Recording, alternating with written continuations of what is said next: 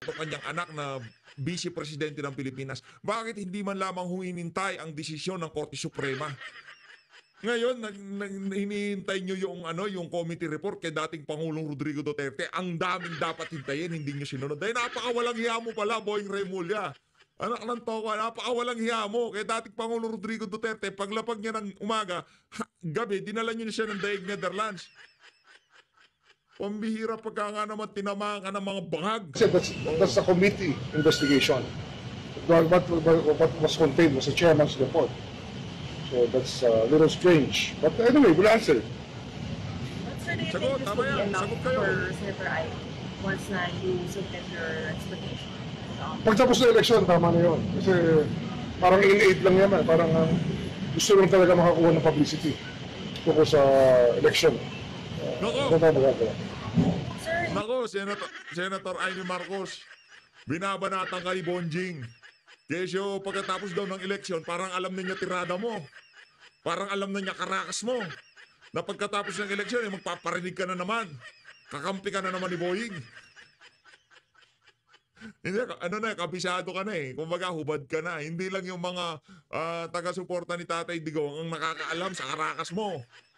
Kahaba-haba ng panahon na binabanatan ng mga Duterte, no comment, basta ako para ako sa taong bayan. Di na ako magsasalita dyan. Puro parinig. Di ba?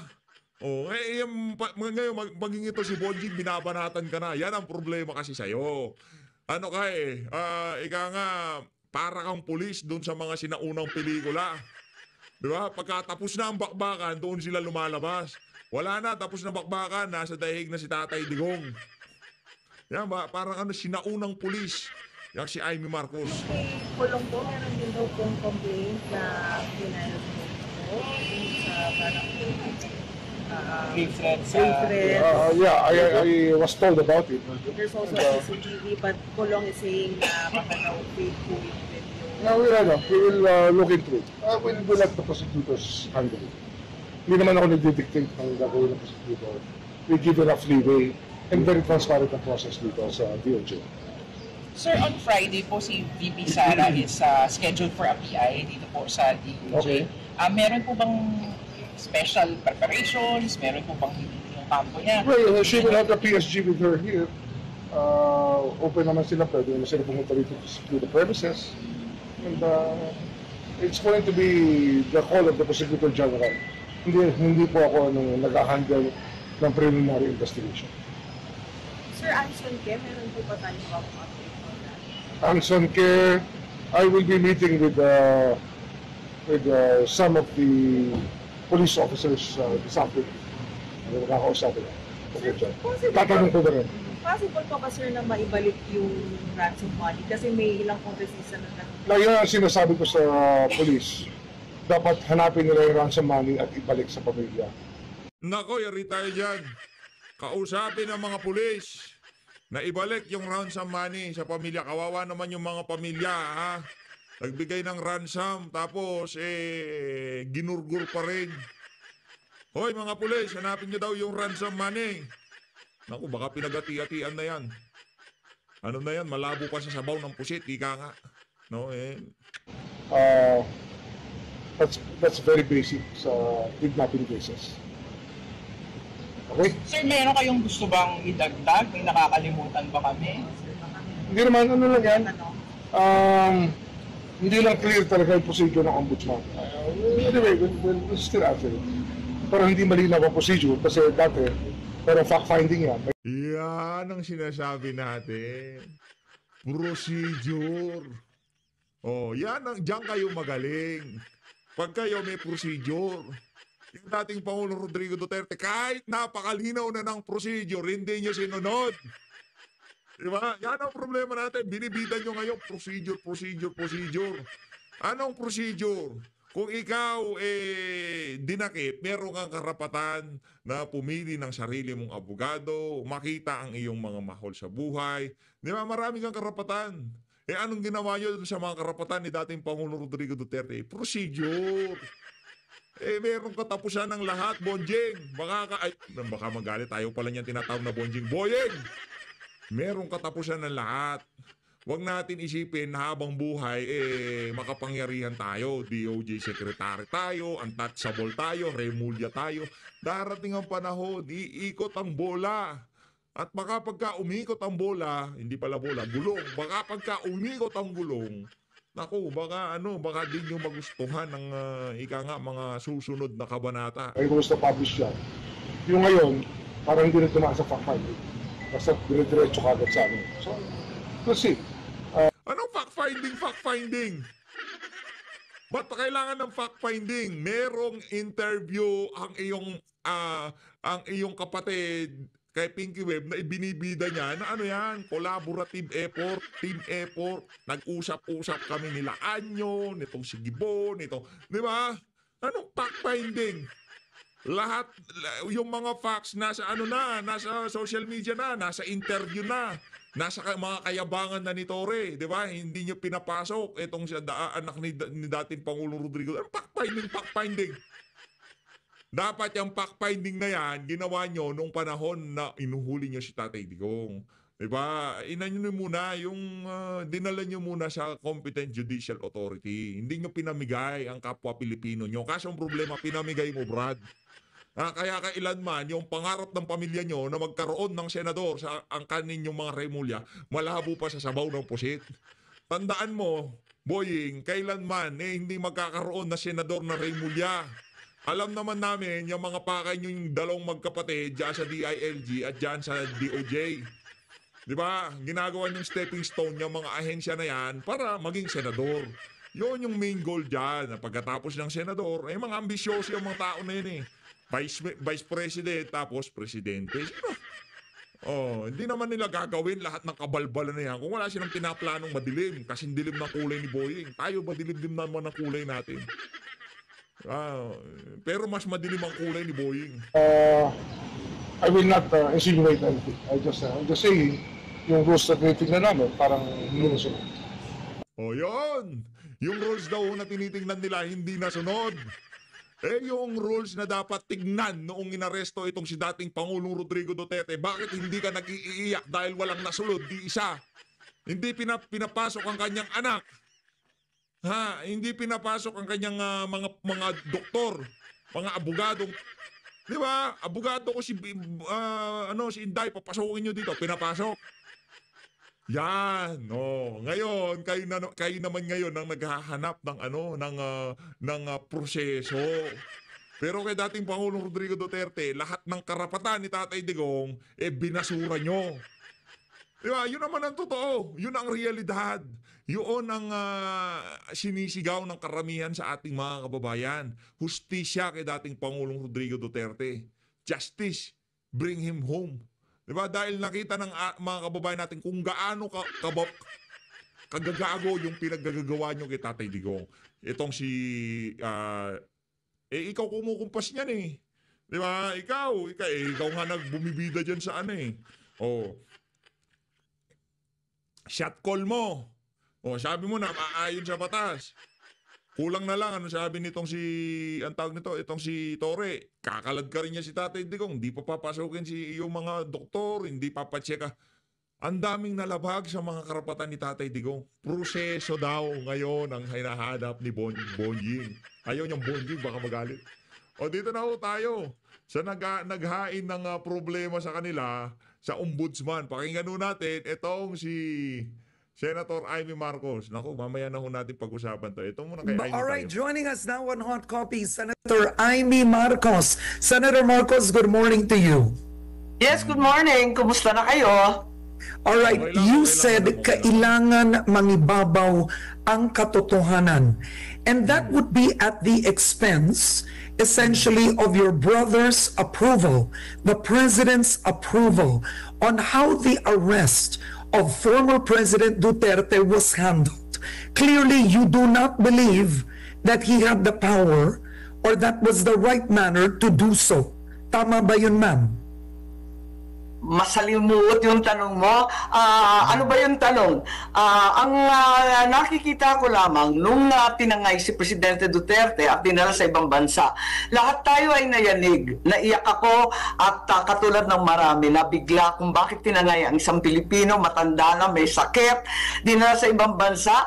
Bakit? Binaliwala na ba yung ating husgado? Wala na bang kakwenta-kwenta lahat ng huwes sa Pilipinas? Wala na bang rule of law sa atin? Talaga bang failed state na tayo na kinakailangan sa ibang bansa? At talagang pinilit ko na magkaroon ng investigasyon dahil responsibilidad to. I'm the chairperson for foreign relations, and it was the first time that we encountered a case, really a case of first impressions to do with the ICC and the Interpol, and I felt obliged to look into it and find out the truth, if only to calm everyone's nerves, everyone's fears and anger that was demonstrated more than amply in the streets. So, wala namang kinalaman sa aking kapatid. Ang nais kong malaman, talagang ano ba nangyari at karapat-dapat ba? Doon naman tayo nagsimula ng investigasyon. Hindi, parang sabi naman ni Boying Remulla, ano lang yan? Election lang yan, medyo mileage lang daw yung ginagawa mo na yan. Naku, binibira ka ni Boying, madam. Paano ba yan? Di mo ba siya sasagutin? At the very start, if you recall in October, when the filing for candidacies began, I already declared I'd be independent of the Alianza and of any other alliance. May masamang kutob ako eh. I had this really bad feeling that horrible things would happen. But I didn't really think it would go this way, that it would actually be this bad. At ayoko yung bardagulan sa politika. Yun lang naisip ko eh. I just turned up because it was Lawag, it's my son, okay. Oh, narinig nyo. Ayaw niyang bardagulan sa politika. Di huwag ka pumasok sa politika. Nakananto ko yung mga Pilipino nga nakikipagbardagulan para sa inyo. Tapos kayo mismo ayaw niyong bardagulan. Dating Pangulong Rodrigo Duterte nga nakikipagbardagulan. Ikaw, di ka naman. Huwag kang magpolitika. Ganun lang naman kasimple yan, Aimee. Kung ayaw mong bardagulan, umalis ka dito. Nakananto ko eh. O, tanungin ko kayo, Attorney Vic Rodriguez o itong si Aimee Marcos? 10,000% Attorney Vic Rodriguez ako. Yon, may prinsipyo, may paninindigan. Di lang basta-basta nagpaparinig. Ito kasing ali na to, puro parinig noong una. Ngayong wala na si Tatay Digo. Ngayon siya, dapat ganito, dapat ganyan. Lang. Pero hindi ko na sinisiputan lahat at I basically relied on local friends to campaign. Yun lang. Pero yung investigasyon had to carry on. Okay, so you brought it before the ombudsman, and the ombudsman acted quickly on your complaint. The ombudsman is asking the personalities to answer the allegations within the days that are required. I wanted to ask you, what do you believe under Republic Act 9851? No less than Senior Associate Justice Carpio, who, by the way, is not politically aligned with you or President Marcos Jr., says that under RA 9851, the widespread murder or willful killing of civilians is considered a crime against humanity, and therefore the persons arrested may be brought to court before authorities, so the president can decide to surrender a Filipino citizen. What do you make, Senator, of RA 9851? Yes, mahabang diskusyon namin yan sa hearing, and we also involved further experts such as Justice Ascuna, who was part and parcel of the framing of the Constitution. In addition, we also had legal consultants, we had attorneys and constitutional lawyers. Ang dinidiscuss namin yung 9851, particularly Section 17. There's no dispute regarding crimes against humanity, but the dispute revolved around surrender versus extradition. They were claiming that it was surrender. The Secretary of Justice indicated that it was surrender, when in fact the reference in the Interpol sheet was to extradition. Extradition, as we know, has just been ruled upon in a very critical case last year, yung immigration versus Yuenle. Ang dami-daming kondisyon. Mga 8 yata yun na kinakailangan may hatol galing sa local court and so on. And in fact, the surrender that government was claiming is limited only to foreigners. So dapat hindi ginawang surrender katulad ng nangyari. But is that right? Dahil maliwanag naman na Pilipino siya. Kaya hindi dapat sinusurrender ang isang Pilipino. Okay, but Senator, does RA 9851 state that it's only for foreigners? It doesn't state right here that it's only for foreigners. Yes, what happened apparently when you investigate the records and the transcript, na tanggal yung surrender of foreigners. But it's very, very clear in the original draft. It's also there in the discussions. And for some mistake, there's been a failure to include the fact that surrender refers to foreigners. I think this is also constitutionally mandated because Filipinos do have a right guaranteed by the Constitution to live in their own homeland. Yung extradition, kapag magpapalayas ka, napakadaming kondisyon eh. Kaya kinakailangan siguro yun na, yung in aid of legislation. While we have to give the constitutional mandate to the ombudsman to punish and investigate erring public officials, the Senate and the Congress can actually amend 9851 so that it's clearer. In fact, the extradition law in the Philippines was written by my dad, so I think I typed it up because I remember it quite clearly, and it's very, very old as well. Okay, so Senator, to leave this particular topic, clearly it wasn't extradition, pero naniniwala po kayo lumampas sa kapangyarihan ni Pangulong Marcos Jr. ang ginawa niya ng pagbigay, pag-surrender kay dating Pangulong Duterte sa The Hague. Nilabag po niya ang batas. Hindi maliwanag kung sino ang nag-order. Tinatanong nga namin pero sabi nila executive privilege. Tapos nung bandang huli ang sinabi si Secretary of Justice, si Boying Remulla, sabi niya siya daw nag-order. So hindi po maliwanag kaya nahihirapan ako and I'm having a difficult time deriving witnesses because subpoenas have not been signed. Not a single one has been signed by the Senate President. And even the single person we held in contempt. First time ko mag-contempt, hindi ako mahilig niyan eh, ay rinilis ka agad-agad. So sabi ko sa ombudsman na lang tayo umasa pagkat hinaharang itong investigasyon. Mukhang ayaw na ayaw nilang mabuko at mailabas ang katotohanan. Pero natuwa naman ako sa ombudsman kasi ang issue ay talagang umaksyon agad at hindi nasayang yung panahon ng lahat. Ipinalagay kong nakita ng ombudsman ang kasinungalingan at mga butas sa testimonya at kilos na lumitaw sa 3 pagdinig ng Senate Committee. Pero Senator, President Marcos Jr. had a press conference right after the surrender.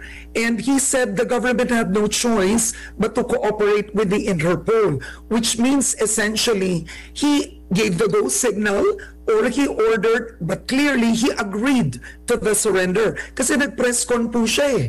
So, yes, I'm aware of that. Narinig ko nga na may obligasyon ng Pilipinas at siguro yun ang pagkasabi sa kanila ng mga advisor at maliwanag naman na ang Pilipinas ay hindi nasakop ng ICC.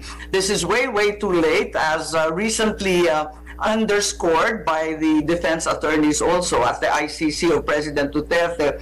At the same time, it's very, very clear that the Interpol was merely forwarding an email, a request for information to the Republic of the Philippines, and that in fact President Duterte is not in any way wanted by the Interpol. As a matter of fact, those who are familiar with the Interpol are very clear that no red warrant was sent out. In fact, it was only a diffusion order because it was political or suspiciously so, which would be against the Constitution of the Interpol in Section 3, Article 3, ang liwaliwanag. Kapag politika, ayaw nila sumali. Oo. So, ganito, Senator, ang tanong ng marami, why would Senator Amy Marcos go as far to defend the Dutertes, to stand by the Dutertes, no, over your own brother? You've been quoted as saying, Senator Amy Marcos has said, I cannot bear what was done to President Duterte. And yet, ang tanong ng ilan, what about the Vice President threatening to have your brother assassinated? Or the Vice President threatening to throw your father's remains in the West Philippine Sea? So, people are confused. Bakit siya kumakampi sa hindi niya kamag-anak, kapatid niya, at ang kapatid niya na namumuno ngayon ng bansa, bakit niya inaaway? Ako, Karen, Nako. Mabigat yung tanong nitong si Ma'am Karen Davila, no? Mabigat-bigat ho yun. Pero ang mabilis na kasagutan dyan, ha, Ma'am Karen, ha? Ang issue kasi dyan, noong mga naunang panahon, tahimik yan si Tita Amy.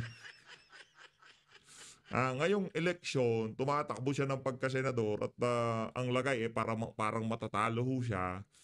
Kailangan ho niyang gawin lahat ng mga bagay na yan para manalo siya. Yun ho yun. No? Hindi mo pa alam, yun. Para makuha ang simpatsya ng mga taga-suporta nitong si dating Pangulong Rodrigo Duterte. Ganun lang naman yun. Simple lang naman ho yun. Ganun lang naman yun, Ma'am Karen. Ang sagot ko, Senator. Hindi mo ako magagawang defensive kasi wala akong kasalanan at wala akong ipagtatanggol sa ginawa ko. Eto, wala itong kinalaman sa Marcos o Duterte. Sabihin ko ang totoo, ito. Di pwede, madam. Hindi pwedeng walang kinalaman sa Marcos o Duterte yan. Dati kalaban nyo, mga dilawan, bigla naging mga Duterte. Nakananto ko, mga walang ya talaga tong mga Marcos na to. Lahat ng humaharap sa kanila, talagang tinatrabaho nila. Di ba? Kay panahon ng tatay niya, mga Marcos. Ngayon ay mga dilawan. Nung alam nila na nadurog na ng Duterte ang mga dilawan, wala na ho talaga sa picture ang mga dilawan na yan. Sino yung magiging presidential candidate nila? Pili ho kayo. Lenny, Bam Aquino, Kiko Pangilinan, kahit alin ho dyan, patapon lahat yan. Ang talagang nakikita lang na ho nila na magiging susunod na presidente, si VP Sara, kaya yun ang pinupuntirya. Yan ang ginawa ng kapatid dito si Marcos Jr., talagang para madispatcha itong si VP Sara. At ang pinakaika nga, stronghold ng mga Duterte, itong si dating Pangulong Rodrigo Duterte. Ito naman ginagawa mo, Senator Amy. Kaya ang pagmasahe dyan sa issue nitong si dating Pangulong Rodrigo Duterte. Again, pinapalakpakan ka namin dyan, madam. Maraming salamat. Kumbaga, ginampanan mo ang iyong tungkulin bilang isang senador. Yan naman ho tama. Ayan ho talaga ang trabaho ng isang senador. Pero kung yan ang magiging basyan namin kung bakit ka namin iboboto, parang ano naman ho yan, malapit. Pero kung dati pa, talagang meron kang nalalaman na party-party, dumudugo ang ilong, di ba? Kung meron ganong mga hanas na banat ka dati, baka ngayon, isa ho kami sa mga nagtatanggol sa inyo. Pero wala na ho talaga. Tapos na ang ano nyo. Pahinga na ho kayo, ika nga, tulog-tulog din pag may time. At ganyan din ang gagawin namin sa kapatid mo, yan si Marcos Jr. Kung sino man ang ilalaban niya ng pagka-presidente sa 2028 presidential election, ganyan din gagawin namin sa kanya. Kagaya ng ginagawa namin ngayon sa'yo, ganun ang gagawin namin sa kandidato ng kapatid mong bangag. Ganun lang. Ay soberanya ng Pilipinas. Hindi ko matanggap I cannot accept what happened. It was clearly a challenge and an insult to our sovereignty, to the functioning courts and our exemplary judges. And I cannot accept that this was the right thing to do. It had very, very little to do with being a Marcos versus the Dutertes. Kinakampihan, sabi mo, para sa akin, wala akong kinakampihan. Kinakampihan ko ang Pilipinas. Dahil hindi tama ang nangyari.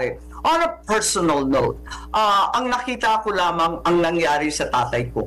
Ganyan na ganyan din ang ginawa sa ama ko, tinangay ang aking pamilya, dinala sa Hawaii, at para sa akin hindi katanggap-tanggap yun. Like President Duterte, my father announced time and again that he was prepared to face any Philippine court but not a foreign court. Given that all the alleged crimes and offenses were committed in Philippine territory against Filipino citizens, ano naman ang pakialam ng dayuhan sa ating usapin? Nakita naman natin lahat ng tinangay na mga testigo, ang dokumento, lahat ng deposition nanggaling sa Pilipinas at dinala sa The Hague. Bakit hindi na lang natin ginawa dito? May nagsabi nga sa akin imported na nga yung rice, imported pa yung hustisya. Ano ba nangyayari sa bansa natin? Wala na ba ang Pilipinas? Okay, but then Senator, you also have Duterte's crimes against humanity.